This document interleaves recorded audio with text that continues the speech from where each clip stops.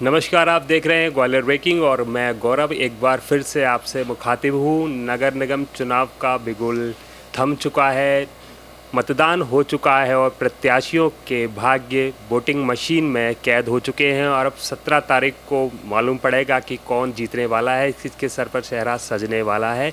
लेकिन वोटिंग के बाद सबसे बड़ी चर्चा का विषय ये रहा कि ग्वालियर में सबसे कम वोटिंग होना, ये कहीं ना कहीं चर्चा का विषय बना रहा और इसके पीछे लोगों ने अलग अलग वजह बताई। किसी ने कहा कि बारिश हुई है, किसी ने कहा कि जो प्रशासनिक अधिकारी उन्होंने अपना काम ठीक से नहीं किया, तो किसी ने कहा कि पार्षद या उनके साथ के जो कार्यकर्ता थे उन्होंने पर्ची घर घर तक नहीं पहुंचाई। लेकिन कहीं ना कहीं लोगों ने इस चीज़ को नज़रअंदाज कर दिया है कि तीसरा मोर्चा यानी कि आम आदमी पार्टी भी अपनी जगह शहर में बना चुकी है और वो कहीं ना कहीं इस गणित को बिगाड़ने वाली है, जो कि वर्षों से होता चला आया है ग्वालियर के अंदर। कहीं ना कहीं इससे फ़र्क पड़ने वाला है। तो इन सारी बातों को डिस्कस करने के लिए आज हम एक बार फिर से मिलने आए हैं डॉक्टर रुचि गुप्ता थे, जो कि आम आदमी पार्टी से महापौर प्रत्याशी हैं। रुचि मैम, आपका एक बार फिर से ग्वालियर ब्रेकिंग पर स्वागत है। Thank you. मैम, मैं पहला आपसे सवाल ये पूछूंगा कि जब आपने आम आदमी पार्टी ज्वाइन की थी और अब आपको लगभग आपने 15-20 दिन प्रचार किया आम आदमी पार्टी का महापौर प्रत्याशी को रूप में, जनता से आप मिली, घर घर गई, आपने वोट भी मांगे, तो तब में और अब में आम आदमी पार्टी में क्या फ़र्क आया? आम आदमी पार्टी अब कहाँ स्टैंड कर रही है और वो क्या कोई चुनावी गणित बिगाड़ने वाली है इस बार? देखिए क्या है, जब मैं आम आदमी पार्टी में मैंने जब ज्वाइन किया तो पता नहीं कहीं ना कहीं ये एक एहसास था कि ये पार्टी गरीबों की पार्टी है, ये पार्टी ज़रूरतमंदों की पार्टी है। और मैं जिस तरह से मुझे लीडर्स अंडर एस्टिमेट कर रहे थे और जिस प्रकार से मुझे परेशान किया जा रहा था, तो मैंने तय तो कर लिया था कि मैं एक अपने तरीके से वोट महिलाओं का और उनके लिए रोज़गार करूंगी। पर आम आदमी पार्टी से मुझे जो विज़न मिला, जो समझा मैंने, तब मुझे समझ आया कि नहीं, ये परफेक्ट जगह है जहाँ पर मैं अब आई हूँ। जब मैंने शुरुआती दौर पर ज्वाइन किया तो कई लोगों ने ये बोला कि ये तुमने क्या किया है, क्या किया है, क्या किया है, इस तरह के मुझे फीडबैक मिलना शुरू हुए। लगभग 2 से 3 दिन बाद मुझे पता चला कि लोगों ने ये कहना शुरू किया कि यार ये कुछ तो परिवर्तन तो लाना है, कुछ गलत है, जो कि गलत चल रहा है सालों से और गलत देख भी रहे हैं लोग सालों से, पर बोल नहीं पा रहे। फिर जैसे ही 7 दिन आए, 8 दिन आए, लोगों के बीच में एक लहर दौड़ पड़ी, लोगों के बीच में एक, मतलब मैंने जो प्यार स्नेह जनता का लिया है, मैं तो ऋणी हो गई इस ग्वालियर की जनता का स्नेह, अपार स्नेह। फिर ईश्वरीय शक्तियाँ, ये कह लीजिए मेहनत, सब। आज की डेट में मैं ये बोलूँगी कि आम आदमी पार्टी किसी भी परिचय का मोहताज नहीं है। मैं बार बार यही बोलती थी कि ये गेटवे बनेगा और आप देख लीजिएगा कि आम आदमी पार्टी जिस प्रकार से दिल्ली में, पंजाब में, अब मध्य प्रदेश में उसने द्वार ग्वालियर से खोल दिया है और अब लोगों के दिल में, दिमाग में ये बस चुका है कि जो सत्तारूढ़ पार्टी और विपक्ष एक होकर कार्य कर रहे थे, जनता को ठग रहे थे, परेशान कर रहे थे, अब उनके लिए तीसरा विकल्प भगवान ने दे दिया है और जनता बहुत जल्दी 17 तारीख को इसका परिणाम देगी, आपको पता चलेगा। मैम, आम आदमी पार्टी में जब आपने चुनाव लड़ा है तो इसमें आपने खुद को प्रोजेक्ट किया है या फिर हार जीत भी आपके लिए कोई मायने रखती है, या केवल खुद को प्रमोट करने के लिए आपने आम आदमी ज्वाइन किया है? इंसान, मैं ऑलरेडी मुझे ग्वालियर जानता था, खुद को प्रमोट करने के लिए इतना दम नहीं लगाएगा भाई। ये पार्टी की विचारधारा थी जो मैंने जन जन तक पहुंचाई, और ये मेरा भगवान जानता है कि मैंने सच में परिवर्तन लाने के लिए, कि ग्वालियर में कुछ भी नहीं विकास हुआ।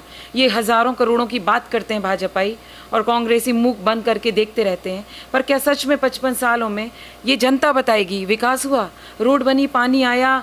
क्या सच में शिक्षा, चिकित्सा यहाँ बेहतर हुई? शौचालय बनाने के नाम डाल दिए, फिर तोड़ते हैं, फिर बनाते हैं, गोल नंबर बनाते हैं, तोड़ते हैं, बनाते हैं। क्या है ये?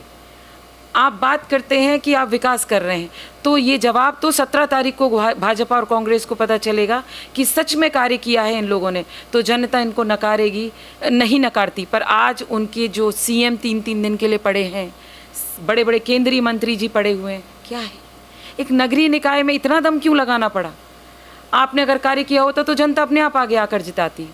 तो ये जो मैंने अपने आप को प्रोजेक्ट करने के लिए नहीं ये चुनाव लड़ा, जान लगाई है, 22 घंटे कार्य किया है 24 घंटे में, इसलिए किया है क्योंकि आज अगर परिवर्तन नहीं हुआ तो ये लोग खा जाएंगे ग्वालियर को पूरी तरह से। भाजपा ने और भाजपाइयों ने और शिवराज जी ने ग्वालियर को हमेशा पिछड़ा किया, पीछे रखा, तभी तो विकास कार्य नहीं किए। तो बस ये एक जो परिवर्तन की लहर है, ये जो झाड़ू चली है, ये निगम का देखिए सिंबल ही झाड़ू है। और झाड़ू आएगी आएगी आएगी और ये सुपड़ा साफ करेगी भ्रष्टाचारियों का, पक्की बात। मैम, आपका आत्मविश्वास देखकर ऐसा लग रहा है कि आपको जनता ने काफ़ी अच्छा समर्थन दिया जब आपने प्रचार किया है। लेकिन एक बात है कि आपकी आम आदमी पार्टी की बात करें तो 47 वार्डों से ही पार्षद प्रत्याशी थे, अन्य पार्टियों के पूरे 66 वार्डों से थे। तो कहीं ना कहीं आपको लगा कि कुछ कमी रह गई है, क्योंकि आपको कहीं ना कहीं सहयोग भी कम मिला होगा क्योंकि प्रत्याशी पूरे नहीं थे आपके साथ। तो क्या लग रहा है कितनी वोट मिलने वाले हैं आपके पार्षदों को और आपको कितना जन समर्थन मिलने वाला है? देखिए, हमारा 47 वार्ड में थे, लेकिन इन लोगों ने दबाववश 7 जो हमारे कैंडिडेट्स थे उनको निर्दलीय भी किया, तो वो भी हमारे थे। तो 54 के आसपास हमारे कैंडिडेट्स थे।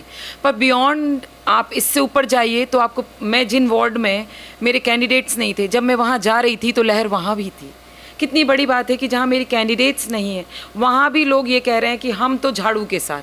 तो ये भरोसा इसलिए क्योंकि लोग वास्तव में त्रस्त थे। मैं आपके माध्यम से बोलना चाहूँगी कि मैं उन जगह पहुँची जहाँ कैंडिडेट्स तो छोड़िए, कोई भी कैंडिडेट नहीं गया, बीजेपी भी नहीं गई, कांग्रेस भी नहीं गया, वहाँ इतना अपार स्नेह मिला। तो बात यहाँ कैंडिडेट्स की नहीं थी, बात यहाँ पर बदलाव की थी, परिवर्तन की थी, जो जनता मन बना चुकी थी। पर चूंकि उन्हें विपक्ष के रूप में एक विकल्प दिख रहा था कांग्रेस, जो वो चाहते नहीं थे, तो अब उनको विकल्प के रूप में जो पार्टी दिखी, आम आदमी पार्टी, मुझे पूरा भरोसा है मेरी जनता मेरा भरपूर स्नेह और प्यार देगी और दिया है। और मैं बहुत ऋणी हूँ इस जनता की जो मुझे मिला है। मैम, जो पहले भी मैंने बात की कि कम वोटिंग होना ना, ये एक चर्चा का विषय काफ़ी बना है और इससे कहीं ना कहीं चुनाव का जो रिजल्ट आएगा उस पर फ़र्क पड़ने वाला है। तो आपको क्या कारण लगता है कि कम वोटिंग क्यों हुई? जनता ऊब गई है वोट देने से, या जो प्रशासनिक लोग हैं उन्होंने काम ढंग से नहीं किया, या जो कार्यकर्ता थे, चाहे आपके कार्यकर्ता हों, चाहे कांग्रेस के हों या भाजपा के कार्यकर्ता हों, उन्होंने ज़मीनी स्तर पर काम नहीं किया, मतलब भीतरघात की संभावना हुई? कितनी बड़ी बात है, हम तीनों महापौर पूर्व विधानसभा से आते हैं, मैं सही कह रही हूँ।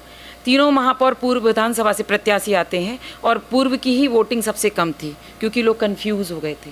लोगों को ये लगा कि अभी तक इन दोनों को देते आए तो कुछ नहीं हुआ, आम आदमी पार्टी ने एंट्री ली है तो अब करना क्या है। सतीश सिकरवार जी अपने आप को बोलते हैं कि वो बहुत बड़े चेहरा हैं, पूर्व में उन्होंने काम किया, तो कितनी बड़े शर्म की बात है कि मात्र 40-42% ही आपकी जो जनता है वो वोट दे पाई। बाकी आपका वोटिंग तो होना चाहिए था 80% अगर कार्य किया। हम बात करते हैं भाजपा महापौर प्रत्याशी की, उन्होंने जो बयान दिए हैं उन्होंने खुद ही अपने लिए गड्ढा खोदा है। कभी यादवों के अगेंस्ट, तो कभी ब्राह्मणों के अगेंस्ट, तो कभी प्रजापति के अगेंस्ट, उन्होंने क्या क्या नहीं बयान की दी है। तो मुझे मेरा अपना एक राय है, मेरा अपना एक थॉट है कि इस वर्ग ने बायकॉट किया वोटिंग का। उन्होंने ये कहा कि ये इस लायक हैं ही नहीं, पर चूँकि हो सकता है वो पार्टी के प्रति समर्पित रहे हों, पर उन्होंने उस कैंडिडेट को नकारा है।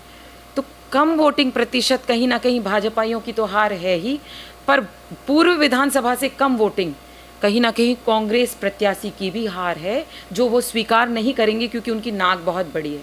उन्होंने क्या किया, जैसे ही वोटिंग अंत का समय आया तो उन्होंने अपना रूप दिखाया और उन्होंने मारपीट शुरू की और जाके अब घुटनों पे बैठ गए। ये अगर नगर निगम उनके हिस्से आता है तो ये अखाड़ा बन जाएगा बाहुबलियों का। तो मतलब जागो जनता जागो, ये वाली बात थी कि क्या सच में अखाड़ा बनाना है?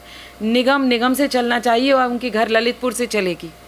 तो ये बहुत सारे फैक्टर्स थे कम वोटिंग होने का। पर आप ये देखिए वोटिंग कहाँ से ज़्यादा हुई, ग्रामीण वोटिंग कहाँ से ज़्यादा हुई, दक्षिण 15 विधानसभा। क्यों? क्योंकि पूर्व की विधानसभा ने इन दोनों प्रत्याशियों को नकारा।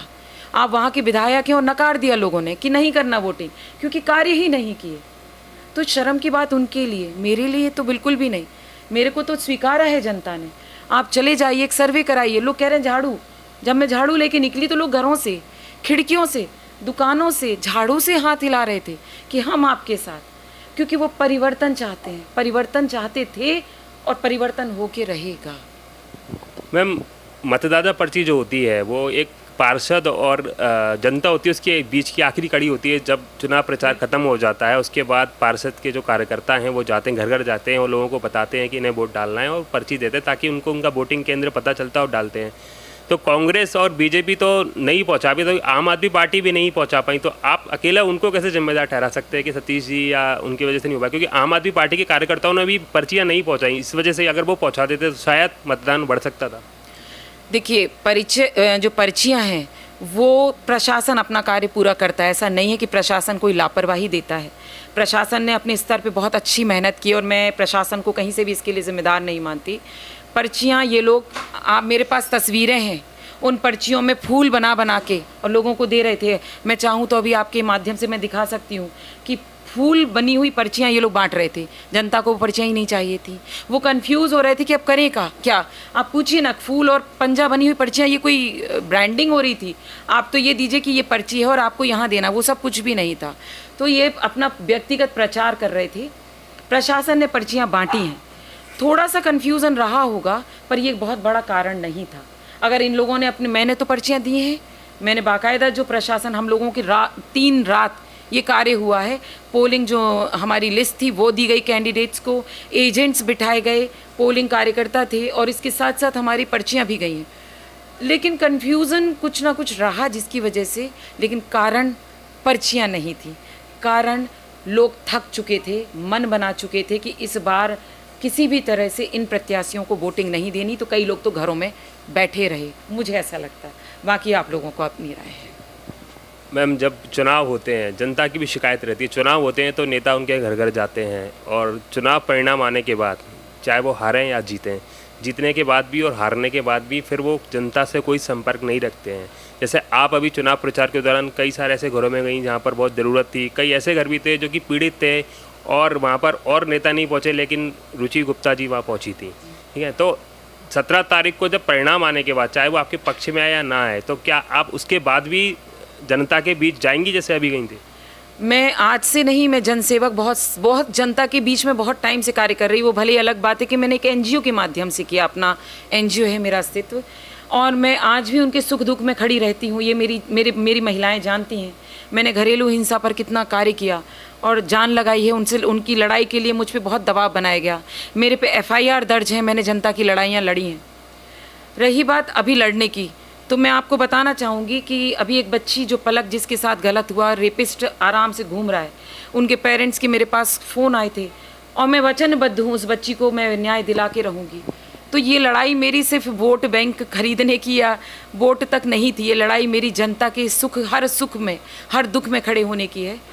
तो मैं आज वचन दे रही हूँ कि उस पलक को जब तक न्याय नहीं मिलता तब तक प्रशासन से मैं संपर्क में हूँ, और अगर प्रशासन मुझे ढीला दिखता है तो ये बेटी, ये बहू, ये बहन अनशन पे बैठ जाएगी, अन्न त्याग देगी, लेकिन उस बच्ची को ज़रूर इंसाफ दिलाएगी, क्योंकि उनके पेरेंट्स बराबर मेरे संपर्क में हैं। कल मैं फिर से उनसे मिलने जा रही हूँ और मैं प्रशासन से भी मिलने जा रही हूँ। और ये लड़ाई एक बच्ची की नहीं है। महिलाएं असुरक्षित हैं, मैंने आपके चैनल के माध्यम से बोला था, और वास्तव में असुरक्षित हैं, और ये बात मैं बार बार बोल रही हूँ। और जहाँ जहाँ मुझे इसकी लड़ाई लड़नी पड़ी, चाहे मुझे वो मार दें, चाहे कुछ भी करें, विपक्ष कुछ भी कर सकता है, लेकिन मैं ये लड़ाई लड़ूंगी। और जैसे मैं कई जगह गई, जौ और बाजरा दिया जा रहा है कंट्रोल से, गेहूं की जगह जौ और बाजरा दिया जा रहा है। ये लड़ाई मेरी अब खुद की लड़ाई है। अब इसके बाद से नया अध्याय, नई लड़ाई चालू हो चुकी है, और ये मेरी जनता देखेगी कि मैं किस प्रकार से उन लोगों की लड़ाई लड़ने में आगे आ रही हूँ। ऑटो वालों को से 17 ऑटो संचालकों से 17 हज़ार की रसीदें ली गई। कोविड काल में उनसे उनके ऑटो बिक गए। ठेला व्यापारियों को लट्ठों से मार के भगाया जाता है। भाई क्यों? क्योंकि ये VIP पार्टी हैं दोनों। पर मैं तो, हम आपको देखना है ना, आगामी अभी तो शुरुआत है ना, आपके समक्ष में आ गई। आप देखिएगा कि कैसे उनकी लड़ाई लड़ती हूँ। और मुझे पता है कि हमारे दर्शक बहुत सारे सोच रहे होंगे कि ये देखते हैं हवा हवाई है कुछ भी। मैं आज बोल रही हूँ, मैं वो लड़की हूँ, वो लेडी हूँ जो आपके समक्ष आ जाई हूँ, और उस लेवल तक लड़ने जाऊँगी, चाहे वो मार दें, ठोक दें, कुछ भी करें, मैं अंतिम सांस तक ये लड़ाई लड़ूंगी। क्योंकि हम और आप में से ही कोई लड़ने आएगा, ऊपर से कोई नहीं उतरेगा, और मैं लड़ूंगी ज़रूर। आप देखते रहिएगा, 100% लड़ाई लड़ूंगी अपने जनता की। मैम, लास्ट सवाल मैं करूंगा कि इस चुनाव के बाद अगला कौन से चुनाव की तैयारी है? कि आप विधानसभा या लोकसभा में भी अपना ट्राई करेंगे एक बार? कोई चुनाव नहीं लड़ूंगी, कोई भी नहीं। जनता के लिए और नेताओं के लिए जो अंडर एस्टिमेट कर रहे थे मेरे वजूद को, बता दिया कि मैं क्या हूँ। जनता के लिए आऊँगी, जनसेवा करूँगी। मेरी जनता कहेगी, जनता चाहेगी तो ही चुनाव लड़ूंगी। मेरी जनता कहेगी तो मैं चुनाव नहीं लड़ूंगी, ये भी मैं बोल रही हूँ।